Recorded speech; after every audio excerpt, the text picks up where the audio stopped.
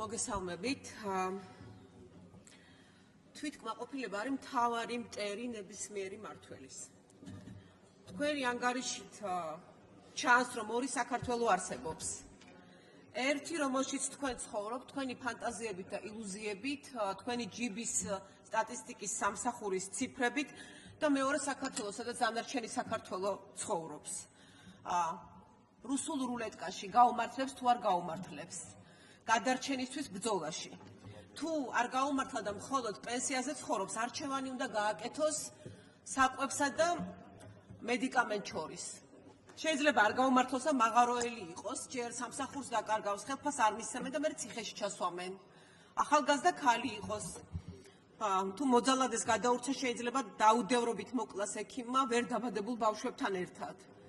დიახ, შეიძლება იყოს დედა, რომელმაც შვილი გაუშვას სახლიდან და ცოცხალი არ დაუბრუნდეს, ან ნარკოტიკმა მოკლას, ან კრიმინალურმა ბანდამ, ან კორუმპირებული მერის გაკეთებულმა შადრევანმა, დიახ, ან გაგიმართლებს, ან არ გაგიმართლებს. შეიძლება მუშა იყო, მშენებლობაზე დასაქმნე მიზერს გიხდიდნენ და ერთ დღეს ყველაფერი დასრულდეს იმით, რომ დაიწერება, დაიღუპა მუშა. დიახ, ჩვენ ქვეყანაში არ გვაქვს სამართლიანი წესრიგი. არ გვაქვს სამართლიანი წესრიგი. და ამიტომ გეკითხებით. ძალიან იწონებ თავს ციფრებით, რატომ ვერ ზრდით ვეტერანებისათვის დახმარების თანხას, პენსიის თანხას. ასევე გეკითხებით, რატომ აყენებთ შეურაცხყოფას საქართველოს ჯარს, როცა თქვენი პარტიის წევრმა დეპუტატმა ვიღაც პროპაგანდის ბლოგერს უთხრა, რომ ჩვენი ჯარი მხოლოდ 5 დღე გაძლევდაო. მშვიდობა არის უპირველესი ღირებულება, ნამდვილად.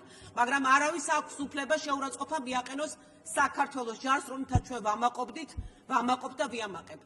და რაც შეეხება კორუფციას. შემიძლია კონკრეტული მაგალითები მოგიყვეთ. დიახ, თქვენ დროს არ დაწყებულა ეს პროექტები, მაგრამ ახლა მიმდინარეობს, ხელშეკრულებები მიმდინარეა და კიდევ მინდა წაგიკითხოთ ერთი დევნილის კითხვა თქვენთვის დამაბარა. ბატონ შალვა 30 წამი. საქართველოს ხალხის ადამიანების ხმა უნდა ისმოდეს. ეს არის დევნილი, რომელსაც 45 ლარი აქვს წლებია და ვერ გაუზარდეთ. გეკითხებათ, კითხეთ პრემიერს, რომელიც ამბობს, რომ მაჩვენეთო სად არისო კორუფციაო. დაბალი ქულა მომანიჭეს, უნდა მიმეღო ბინა, დამპირდნენ და გადამაგდესო. უთხარით დაინტერესდეთ, რა ხდება დევნილების ბინების გადანაწილების პროცესშიო. კორუფციას იქ აუცილებლად იპოვისო.